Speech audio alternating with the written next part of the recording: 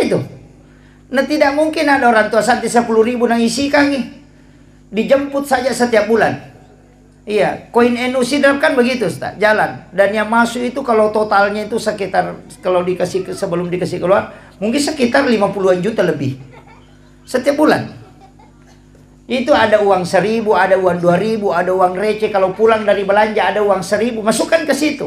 Dan itu yang dimasukkan ke pondok. Bayangkan kalau 1.000 kalen, apalagi kalau kita 2.000 kalen, nah 100.000 isinya.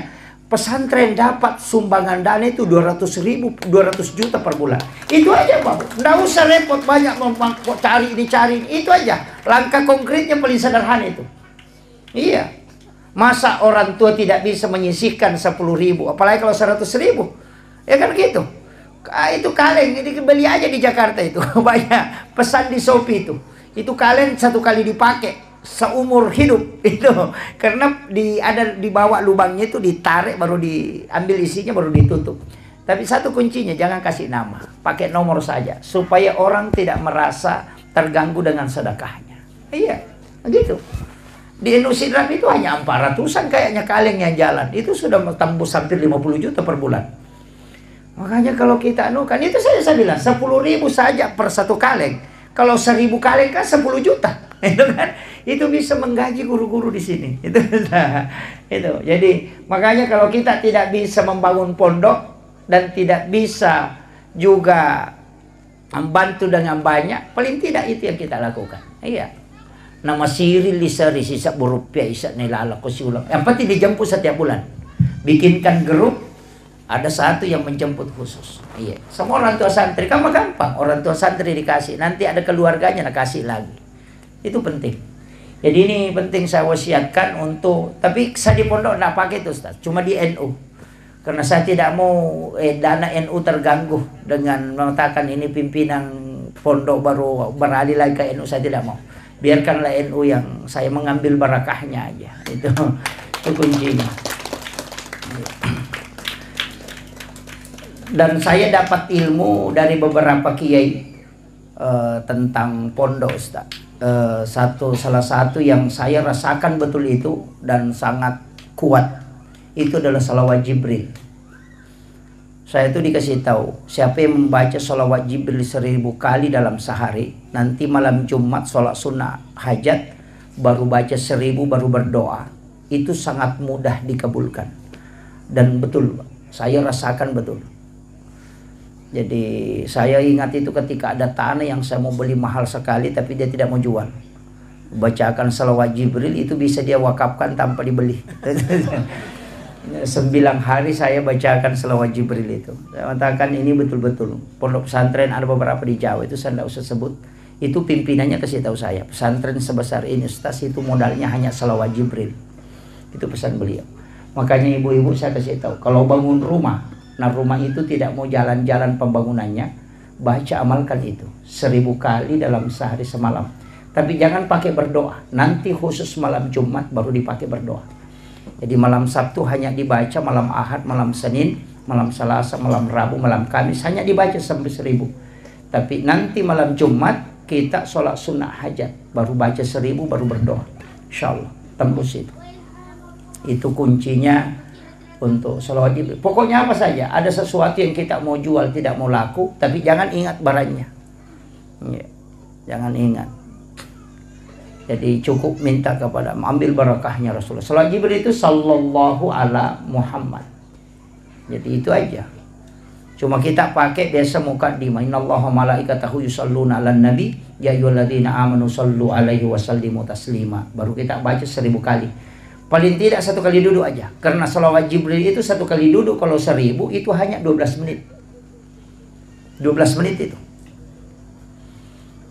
Baca bisa dilafazkan, bisa cukup dalam hati. Tapi 1.000. Ya, mobil mau dijual, kebun mau dijual, tidak mau laku itu dipakai. Rumah dibangun tidak mau jalan itu dipakai. Bahkan kalau ada janda tidak mau laku itu juga dipakai. Tidak anak gadis itu kan gitu ya. Jadi itu dibacakan ya. Sesuatu yang tidak mau jalan itu dienukan. Dan saya tuh begitu Pak Bu, hanya tawakal dengan sholawat Jibril. Dan saya akui betul itu bahwa ini besar pengaruhnya. Ada beberapa, bahkan ada tanah yang bersengketa itu diserahkan ke pondok. Mereka yang awalnya sengketa itu langsung menyerahkan. Itu ada, luar biasa, Pak. Jadi itu penting. Yang ini saya wasiatkan, ini modal ini. Ini modal. Kalau untuk anak-anakku di sini, kuncinya kalau mau berhasil itu bukan kepintaran. Satu aja. Takzim kepada 3 orang. Pertama, takzim kepada guru-gurumu. Siapa yang paling bagus akhlak dan adabnya kepada gurunya, pasti ilmunya membekas dan pasti dipakai nanti di masyarakat. Yang kedua, takzim kepada kedua orang tuamu. Itu aja kuncinya. Takzimnya ke situ. Karena kalau kau orang tua, itu yang membuka pintu langit. Jalur ilmu itu kan makanya disebut semua itu nur. Makanya kita dalam tarekat itu kan Al-Quran huwa nur, nuru Muhammad, Allahu nurus samawati wal ardi masalun nur, al-wudu'u nur, as-salatu nur, az-zikru nur, as-salawatu nur. Itu kan semua cahaya. Al-ilmu nur. Makanya itu yang mau diserap. Gabungkan semua. Makanya orang yang ada wudunya kemudian belajar, itu pasti ilmunya dipakai nanti. Tapi kalau belajar dan tidak ada wudunya, coba perhatikan, susah dipakai ilmunya. Makanya biasa ada anak-anak itu di pesantren cerdas, tapi ketika keluar tidak dipakai ilmunya. Tapi ada juga anak-anak kalau dilihat, tidak ada modelnya, tidak tahu mau jadi apa nanti, tapi setelah keluar ternyata jadi orang hebat. Kenapa? Makanya jangan lihat dari ketika dia belajar di pondok, cari barakahnya di situ. Itu makanya orang tua itu saya kasih tahu, serahkan sepenuhnya anak-anak kita ketika dia belajar di pondok. Tidak usah khawatir. Dan ingat, pondok itu adalah tempat penyucian. Bukan hanya secara lahiriah, tapi secara hakikiah. Makanya anak pondok itu 3 bulan pasti kena itu yang gatal-gatal. Iya. Gatal-gatal, itu seperti cacar. Sebenarnya saya kalau di dalam tarekat itu dikasih tahu. Penyakit itu adalah melepaskan segala energi negatif dalam tubuh. Makanan-makanan yang dimakan anak-anak kita itu yang tidak bagus itu keluar semua melalui di situ. Dan itu tidak ada obatnya sebenarnya. Obatnya itu cukup satu. Keringkan pakaiannya dengan tempat tidurnya itu dengan sinar matahari langsung. Langsung hilang itu. Karena itu bakteri tidak bisa. Tidak ini. Bakteri itu hanya dari pakaian basah. Di pesantren begitu. Nanti 8 bulan akan kena tipes. Ataupun demam. Batu-batu kering tidak mau berhenti. Itu akan muncul penyucian dalam kalbu. Itu tahap kedua. Nanti itu ketika 1 tahun lebih ada penyakit. Kulitnya itu warna kuning. Anak-anak itu kayak kekuning-kuningan kulitnya. Itu akan muncul. Tapi apa? Itu sudah tahap ketiga. Ketika anak tidak lari, itu barakahnya sudah mulai muncul. Itu penyucian dalam hakikat perjalanan dalam orang bertasawuf. Sebenarnya anak-anak kita itu bertarekat di pondok. Karena dari masjid ke sekolah, dari sekolah ke tempat sholat, sampai tidurnya pun itu, sebelum tidur dia sudah berniat, bangun nanti tahajud jam sekian, bangun nanti sholat malam jam sekian. Jadi tidurnya itu ibadah karena dia tidur untuk sholat. Tapi kita tidur di rumah, bangun nanti nonton sepak bola, itu aja tidurnya itu. Yang jadi masalah. Makanya ulama kita mengatakan tidur itu bisa nilai pahala tergantung niatmu apa. Kalau kau tidur untuk sholat, berarti itu berpahala. Dan tidur dari sholat menuju ke sholat juga berpahala. Dan tidur orang yang menghindari dosa juga berpahala. Makanya ulama Indonesia itu bilang tidurnya orang berpuasa itu berpahala. Karena kalau dia tidur tidak melakukan dosa. Kan gitu. Satu-satunya perbuatan itu yang tidak ada dosanya itu cuma tidur. Adakah orang mak gosip kalau tidur? Tidak ada. Kan gitu. Itu kuncinya. Makanya kalau mau selamat itu banyak tidur. Karena satu-satunya kan tidak ada dosanya itu ya tidur.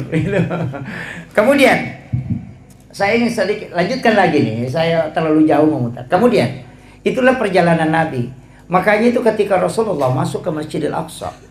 Ini sebenarnya kalau ada imam cari itu. Saya pernah dikasih tahu tapi saya tidak buka. Itu dilarang sebenarnya. Tidak apa-apa saya ingatkan. Cari aja. Surah apa yang dibaca Rasulullah ketika dia menjadi imam para nabi? Ia tu nak kedate sampai surat na nabi tak. Surat sampajan na waktu na pimpin nabi. Kalau itu yang dipakai orang Pak itu luar biasa. Tapi cari, saya tidak kasih tahu. Cari nanti itu. Kemudian setelah Nabi selesai sholat, itu keluar ke sekitaran Masjidil Aqsa. Itu ada batu yang bagian bawahnya itu agak bulat, tapi agak datar bagian atas. Di situ Nabi duduk. Dan disitulah Nabi dijemput untuk peristiwa Mi'raj. Tapi ketika Nabi naik, batu ini kan ikut. Dia ikut. Dan itu sudah terangkat. Tapi Nabi lihat kemudian dia larang. Nabi itu memberitahu batu itu. Dia tidak mengatakan kembali. Tapi Nabi mengatakan berhenti di situ. Maka batu itu tidak kembali ke bumi. Tapi juga tidak naik ke langit. Sampai hari ini batu itu masih tergantung. Itu hebatnya itu. Dan kalau kita buka di Google itu, ketik saja batu gantung peristiwa Isra Mi'raj. Itu batu ada tergantung di bawahnya, tidak tersandarkan ke tanah. Dia melayang. Tapi berat batu itu kalau mau ditimbang mungkin sekitar 100 kilo lebih. Iya, itu hebatnya itu. Itu bukti autentik. Nabi naik, salam di langit pertama, ketemu dengan Nabi Adam. Ini sudah masuk ke santri-santriku yang ada di sini, santri-santri kita ini. Ini sudah pelajaran di sini. Nabi itu ketemu Nabi Adam. Kenapa ketemu Nabi Adam? Nabi Adam ini kan Nabi dari surga dilemparkan ke bumi. Orang yang punya jabatan tinggi kemudian turun, itu mestinya kita datangi. Iya. Itu penting. Orang kaya kemudian bangkrut, bersilaturahmi, itu hakikat taksiyah. Jadi bukan hanya orang meninggal itu yang ditakziahi, tidak. Kalau ada bupati jadi rakyat biasa datang silaturahmi. Jangan tinggalkan, karena itu hatinya gundah gulana. Ada kepala dinas jadi guru biasa, silaturahmi dengan dia. Kenapa? Karena itu agak goncang perasaannya. Tapi kalau guru biasa jadi kepala dinas, tidak usah datangi dia. Iya, makanya saya kalau kita di tarekat, walaupun sekarang kan sudah beda. Makanya itu saya kalau diundang ada acara syukuran pejabat, hampir dipastikan saya tidak hadir. Karena kami di tasawuf itu diajarkan, jangan pernah melakukan syukuran ketika menerima fitnah dan amanah. Itu. Jabatan itu adalah fitnah, jabatan itu adalah amanah. Ketika engkau menerimanya kau syukuran, itu musibah. Maka kapan kita syukuran? Ketika engkau sudah selesai menjalankan tugas itu, maka syukuranlah. Jadi bupati itu mestinya nanti syukuran kalau selesai jabatannya jadi bupati. Iya, kan masa kau terima fitnah dan amanah baru kau bersyukur? Kan mestinya terbalik. Ketika engkau selesai menjalankan amanah, baru kau bersyukur. Maka syukuran dilakukan setelah selesai jabatan, bukan pada saat menerima. Mestinya pada saat menerima itu minta anak-anak orang-orang ulama mendoakan kita. Nanti di saat selesai baru syukuran. Kan terbalik sekarang kan? Terima jabatan langsung syukuran, itu musibah. Makanya Sayyidina Ali mengatakan seandainya ini bukan amanah yang sangat berat, maka aku lebih memilih liur anjing daripada jabatan. Karena liur anjing tidak akan ditanyai permintaan nanti kalau dari kemudian. Tapi saya setiap tarikan nafas itu akan ditanya. Makanya hati-hati juga yang ulama ini yang selalu banyak jabatannya. Penasehat inilah, jabatan inilah, ketua inilah, itu patah. Paling lama masuk surganya itu. Ini penting ini. Saya wasiatkan ini. Iya. Paling tidak kalau ia mendoakan. Ini penting saya wasiatkan. Kemudian ketika Nabi, kenapa ini Nabi ketemu dengan Nabi Adam? Itu tadi. Karena Nabi ini juga belajar sama Nabi Adam tentang ilmu alam. Anak-anakku ini mesti tahu ilmu alam dasar dulu. Makanya disitulah pelajari fisika, pelajari kimia. Itu kan anak-anak yang awal-awal kan. Naik ke langit kedua, siapa yang dia ketemu? Nabi Isa dengan Nabi Yahya. Dua Nabi ini kan mudah. Dan ini Nabi kan agak unik. Karena dia tidak mengikuti hukum alam. Nabi Isa lahir tanpa bapak. Nabi Yahya lahir dari ibu yang sudah menopause. Itu tidak melalui hukum alam. Di dunia ini kan ada binatang yang tidak ada jantannya. Itu cacing, hanya betinanya saja. Kalau cacing itu kan tidak ada jantan. Tapi orang yang hidup itu tanpa bapak, bisa lahir tanpa bapak, itu Nabi Isa. Tapi juga Nabi Yahya lahir dari wanita yang sudah menopause.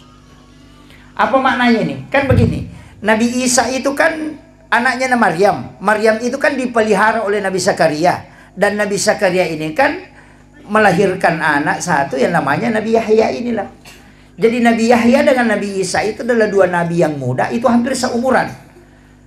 Kan Nabi Zakaria tidak punya keturunan, makanya diambillah kemenakannya. Dia cari, oh ini ada anak gadis ini bisa dipelihara. Diambillah, umur 8-9 tahun. Dia bawa ke rumahnya, bikinkan bilik, dan itu tidak ada jendelanya. Dan itu pesan ulama kita, kalau ada bilik gadis itu jangan kasih jendela. Supaya aja celing. Ini mana tahu lalu. Jadi bisa dibikinkan tapi lubang angin. Kemudian yang kedua, yang pegang kunci pintunya itu Nabi Zakaria. Nanti dia buka ketika dia masukkan makanan. Dan di dalam biliknya itulah dia buatkan tempat sholat disebut mihrab. Dari situlah awalnya ada kalimat mihrab itu. Makanya dalam Al-Quran itu kan fataqabbalaha rabbuha bikabulin hasanin wa ambataha nabatan hasanan wa kaffalaha Zakaria. Kan di situ kullama dahala 'alaiha Zakaria al-mihrab wajada indaha rizqan. Kan jelas. Setiap Nabi Zakaria masuk ke dalam tempat sholatnya Maryam, dia akan melihat ada makanan. Dan anehnya itu kayak durian, bukan musim durian. Makanya kan dia bertanya, "Anna laki haza?" Dari mana ini? Maryam kan cuma jawab, "Wa min indillah." Ini langsung dari Allah. Kan? Makanya Nabi Zakaria kan tidak percaya. Wah, masa anak gadis bukan nabi bisa dikasih makanan langsung dari langit. Tapi kaget juga. Iya, saya juga yang pegang kuncinya. Tidak ada yang bisa masuk ke sini kalau bukan saya. Kok bisa ada makanan di dalam? Makanya dia kan mengulas sampai 3 kali. Nanti Maryam mengatakan, Allah yarzuqu man yasha bighairi hisab. Kalau Allah ingin memberi rezeki kepada hambanya itu tidak melalui proses. Nabi Zakaria itu meneteskan mata. Baru dia suruh kemenakannya keluar dari situ. Karena dia pikir, bukan doanya yang mustajabah, tapi tempatnya. Karena saya juga tinggal di rumah ini, sudah lama minta anak, nanti tidak dikasih-kasih. Tapi kenapa ini anak perempuan bisa dikasih makanan langsung dari langit? Berarti tempatnya yang bagus. Dia suruh keluar. Maka hunalika da'a Zakaria. Maka datanglah Nabi Zakaria ke situ berdoa.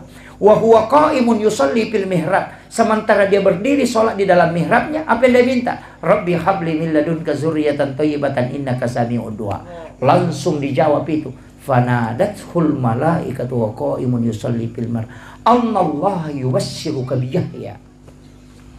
Inilah yang dipakai Guru Kiai Jadul Rahman Ambo Dalle. Sehingga kamarnya itu dibagi 2. Setengah dia tempati sholat, setengah dia tempati untuk keluarganya. Tapi ketika ada santrinya mau pulang dan tidak ada transport, itu masuk minta sama Pak Kiai. Pak Kiai, saya mau pulang tapi tidak ada uang. Masuklah ke di situ, nak. Siapa tahu ada. Setiap dia masukkan tangannya di bawah sajadahnya Guru itu selalu dapat uang. Dari mana itu? Wa min indillah. Ki Haji Maimun Subairi juga begitu. Ini ayat, Pak, bukan hadis. Seandainya hadis masih bisa diperdebatkan. Makanya pimpinan pondok itu mestinya punya. Mestinya punya. Tapi jangan tujuannya bikin mihrab itu hanya cari uang. Jangan. Iya. Dan di dalam mihrab lah diminta sesuatu, bisa melahirkan sudah menopause, dan bisa dia lahir tanpa bapak. Artinya apa? Ketika semua manusia mengatakan mustahil, itu tidak mustahil bagi Allah. Itu mihrab kan di dalam kamar. Kalau kita di tarekat diajarkan, beli kain kafan 1, kemudian simpan di bagian bawahnya, jangan bergerak. Tutupi pakai tirai, di bagian atasnya itu baru dikasih sajadah. Nanti bikin wasiat, kalau saya meninggal, ambil kain kafan itu yang kau bungkuskan. Kalau orang mengambil kain kafan dari mihrab itu, para ulama tarekat mengatakan biar sampai 100 tahun kain kafan itu tidak akan hancur. Tanah tidak akan memakan itu. Iya, itu berkahnya mihrab. Sebenarnya mihrab itu kan 2 anak tangga itu. 2 anak tangga. Makanya dari situlah kenapa sajadah imam itu 2 lapis. Lapisan bawahnya ada amblak, kemudian dikasih sajadah di atasnya. Karena mihrabnya Maryam itu 2 anak tangga. Situ kuncinya. Itu yang makanya dipakai para ulama kita dari dulu. Guru tahu gitu. Guru Kiai Jadul Rahman Ambo Dalle. Sampai yang pengawalnya Guru ini kemarin yang saya ketemu di Palembang, dia bilang, Guru itu pernah saya lihat langsung itu uang terikat itu di bawah bantal yang dia tempati baring itu. Jadi saya bilang, dari mana itu? Dia bilang, tidak, Guru memang ada doanya itu. Jadi itu karena mihrab itu, jadi tidak sembarang. Sama aja kalau ibu-ibu yang di sini punya penyakit, dokternya sudah angkat tangan, jangan menyerah. Nah, dokter itu kan mengobati, bukan menyembuhkan. Iya, coba cari, apakah ada dokter di pamflet dokter di seluruh Indonesia dia tulis menyembuhkan penyakit kanker? Tidak ada. Yang dia tulis itu mengobati penyakit kanker. Iya. Menyembuhkan tidak ada. Kalimat menyembuhkan itu urusan Allah. Kalimat mengobati itu urusan manusia. Makanya kalau pergi berobat, jangan berharap sembuh dari dokternya. Makanya kasih tahu, dok, saya sakit, minta diobati. Baru setelah itu minta kepada Allah supaya disembuhkan. Kita keliru, minta sama dokternya supaya kita sembuh dari penyakit. Tak balik, tidak sembuh itu. Karena Allah bilang bukan di situ kalau sembuh. Dia cuma berobat, mengobati. Kalau sembuh minta sama saya. Kan gitu. Makanya dokter itu cuma tulis mengobati penyakit kanker, mengobati asam urat. Tidak ada tidak tulis menyembuhkan penyakit kanker. Tidak ada. Jadi kalau pergi berobat nah habis suwanta dan tidak sembuh, jangan marah-marah. Aja tamacai maka dia nasau capu didikun maka memi dokter ubure dia nak lupa sawi. Kan gitu kan? Ini nih yang harus dirubah ini. Kadang kalau kita datang berobat, itu kita mengatakan nanti sembuh dari sini. Enggak. Ini diobati. Makanya Allah yang Maha Penyembuh. Itu kuncinya. Kemudian, apa kelebihannya Nabi dua ini? Nabi Yahya itu dihindari dari dosa. Nabi yang sudah dijaga betul oleh Allah. Kalau Nabi Isa itu ahli kedokteran. Dia bisa menghidupkan orang mati. Kalau dokter kita mematikan orang hidup. Sebagian, tidak semua hidup. Naik ke langit berikutnya ketemu dengan Nabi Yusuf. Nabi Yusuf ini kan sebenarnya orang aneh. Karena dia bisa menafsirkan mimpi. Kalau kita mengatakan orang aneh. Tapi sebenarnya itu ilmu langkah kedua. Jadi kalau orang tahu itu ilmunya Nabi Yusuf. Itu ilmu. Guru tak Prof. Nasaruddin Umar paling bahas itu tentang mimpi. Itu sampai pembagiannya. Itu kan luar biasa kalau itu dibuka. Sebenarnya mimpi ini kalau diretas. Itu banyak orang geleng-geleng kepala. Karena wali pakai jalur itu. Iya, kenapa guru tak Kiai Abdul Rahman Abu Dalek bisa khutbah di dua tempat? Sekarang kan kita juga bisa berada di dua tempat dalam satu waktu ketika kita video call kan? Iya. Ketika kita video call, kita bisa berada di Bulukumba, tapi sekalian juga bisa berada di Makassar dalam satu waktu dan tempat. Itu HP hanya layar, kaca dan juga besi. Tapi kenapa ada manusia kelihatan di dalam? Itu dengan layarnya kelihatan, gambarnya kelihatan, suaranya. Nah, tidak ada kabel. Itu kita pakai jaringan seluler dan masih pakai alat. Ulama itu jaringannya di kalbu, makanya itu akan tercermin langsung terangkat. Sekarang kan ada hologen, itu kan, itu sudah muncul itu. Dan inilah yang dipakai ulama dulu. Cuma itu tidak diretas. Kenapa dikaitkan dengan mimpi? Kalau orang mimpi itu kan bisa melihat, padahal matanya tertutup. Coba kalau orang mimpi itu kan dia melihat dirinya ke Jakarta, padahal matanya tertutup. Mata apa yang dipakai melihat orang yang bermimpi itu ketika dia melihat? Padahal bukan mata lahiriah juga, bukan mata batin. Tapi itu mata idhafi. Itulah yang dipakai ulama sehingga dia bisa melihat suatu tempat dalam waktu yang bersamaan. Ini saya buka ini Pak anunya. Tapi saya tidak retas ke belakang. Itu urusannya ulama kita. Kita hanya mempelajari cabang-cabangnya aja. Kemudian, orang mimpi itu, kenapa Nabi mengatakan an-naumu ahul maut?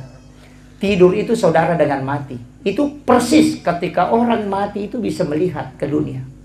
Dan juga bisa melihat ke alam akhirat. Kemudian yang ketiga, kalau orang mati itu disiksa di alam kubur. Ada mengatakan, mana dia rasakan jasadnya sudah hancur. Bagaimana dengan orang tidur yang mimpi dipukul?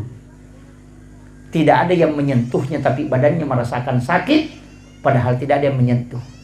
Dia tidur di atas kasur. Artinya apa? Ketika ruhmu tersiksa, jasadmu akan merasakan sakit. Itulah dalil asap kubur yang paling kuat, yang banyak orang tidak bisa terima. Makanya Nabi ambil analogi itu an-naumu akhul maut. Dia cuma tidak mengatakan sama ji mati itu dengan tidur, tapi dia mengatakan saudara.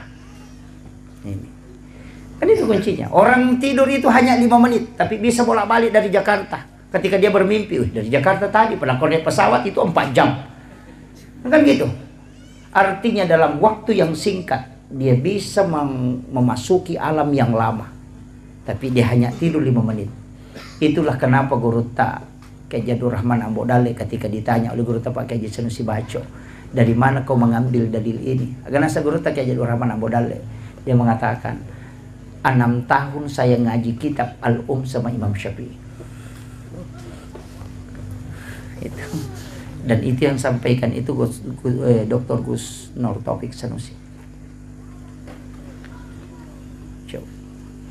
Itu makanya ulama kita itu punya alam sendiri. Iya. Itu aja tadi video call kan. Makanya saya bisa berada di Makassar juga bisa berada di sini kalau video call. Tapi coba jangan pakai video call. pakai nur qalbiyah kita. Itu kan connect. Dan biasa, saya cuma sampai di situ mau menjelaskan. Biasa ada kampung kita masuki, Pak Ustaz biasa rasakan itu. Ada kampung dia lihat, kayaknya saya pernah bermimpi sampai ke sini. Kayak seperti begitu. Atau ada yang kita kerjakan, kayaknya saya pernah kerja ini masalah. Itu yang orang tidak tahu. Allah sudah bukakan rahasia, dan itu ruh idofinya sudah sampai ke situ baru kembali. Tapi baru dia memasuki alam itu baru dia sadar. Seandainya itu dibuka, maka terbuka rahasia yang disebut dengan rahasia kewalian. Cuma sampai di situ saya bahas, saya tidak akan lanjut. Itu ulama-ulama kita dulu pakai itu.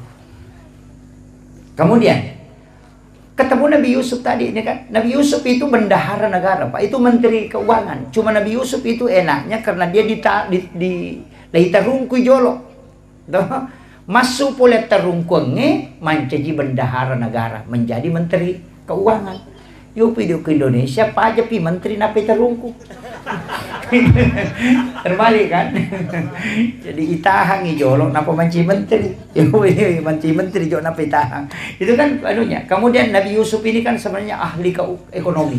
Makanya Nabi Rasulullah itu belajar bagaimana mengelola keuangan negara itu sama Nabi Yusuf. Naik ke atas ketemu Nabi Idris, Nabi yang bisa membaca ilmu dari sayap malaikat dan dia menguasai 72 bahasa. Makanya disebut Nabi peletak dasar tulis menulis dan juga arsitektur modern itu Nabi Idris. Karena Kuba itu dibuat oleh Nabi Idris. Itu piramida juga itu Nabi Idris. Itu hebatnya. Makanya anak-anakku mesti belajar arsitek, belajar ekonomi, belajar ilmu alam. Itu kenapa? Karena Nabi Isra Mi'raj itu mencapai semua puncak itu. Itu tahapan. Seandainya itu diambil itu profesor di segala bidang. Makanya Nabi itu kan begitu, belajar sama Nabi Idris. Dan Nabi Idris, apa hebatnya Nabi Idris ini?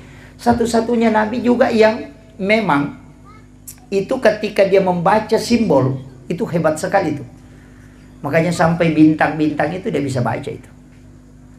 Jadi makanya ilmu alam, ilmu astronomi itu pelajari. Makanya saya itu jadi penceramah, Pak. Kadang baca buku ini, kadang baca buku ini, kadang baca buku ini. Kenapa? Karena ternyata nanti ada kaitannya semua. Ilmu otot itu luar biasa dulu. Sampai-sampai itu saya mengatakan, oh ini semua yang disalahkan orang. Kenapa orang tua kita kalau pindah rumah baru dia baca Barasanji? Pengantin baru disuruh Barasanji, beli mobil baru disuruh Pak Imam. Ini Pak Kiai tadi disuruh naik di mobil baca Barasanji. Foto dan nih tahu lompo deh atau 5 loko Barasanji kan. Karena harus masuk di dalam mobil. Itu karena hadis Pak. Itu Bukhari Muslim. Ketika Rasulullah mengatakan dena suku tepat nasi dia tahu nareko dena yasi ipapuji nalokoria dibanding dengan yang lainnya. Hadis inilah yang dijabarkan dalam bentuk aplikatif. Maka dahe aja mondroi bolamu ku demak Barasanji apa pada tuh ku yasi papuji muloko bolamu daripada ku nabita. Jadi sebelum mondroi mak bani Barasanji ko jolo mu pala yolo papuji muloko nabita napa mondroi bolamu. Juga begitu, hari ini dia duduk pengantin ko wanita pa Barasanji tuh tahu mata ko pura tuh dak boti ipado aja si Barasanji. Kenapa? Jangan kau sentuh istrimu kalau sebelum kau baca sholawat kepada Rasulullah. Begitu, sama aja dengan mobil. Aja main reki atau menarik kau pura mak Barasanji ke dalam supaya kau buktikan bahwa kau lebih cinta kepada Rasulullah daripada kendaraan. Itu kuncinya. Sama aja kenapa? Kayak bangun masjid. Saya dapat itu. Ada ilmu itu dari para ulama dan saya pakai sampai hari ini. Kalau bikin rumah, bikin masjid jangan kasih genap. Usahakan ganjil. Biasa kan kata bangun masjid ukuran 20 kali 20. Itu 5 pengewa pakai sarannya teman. Dan masih cocok. Korea Selatan, Korea Utara gitu. Iya. Rumah juga begitu. Rumah yang genap hitungannya itu dia namanya aku rote kutilale aku tanya bene nama pengen masih balakai anak aku tuh 5 roca si roca. Dia namanya medece. Magai. Ternyata ulama dulu sudah pakai dan ketika ditarik dalam dalil ternyata ada. Allah itu adalah ganjil dan menyukai sesuatu yang ganjil. Maka bikinlah tempat yang ganjil supaya Allah senang, suka dengan itu. Dan sesuatu yang disukai Allah tidak mungkin ada musibah di dalamnya. Makanya seorang tua dulu itu bikin tangga, anak tangganya itu ganjil. Kalau bukan 11, 13. Bikin juga baloknya itu ganjil semua itu. Kan gitu. Rumahnya saja itu tiangnya kan 55. Mulai dari 5 waktu sholat. Kenapa 55 kan? Kemudian yang kedua, ganjil juga itu supaya Allah menyukainya. Bahwa sesuatu yang ganjil itu disukai oleh Allah. Supaya rumahmu ada berkah di dalamnya.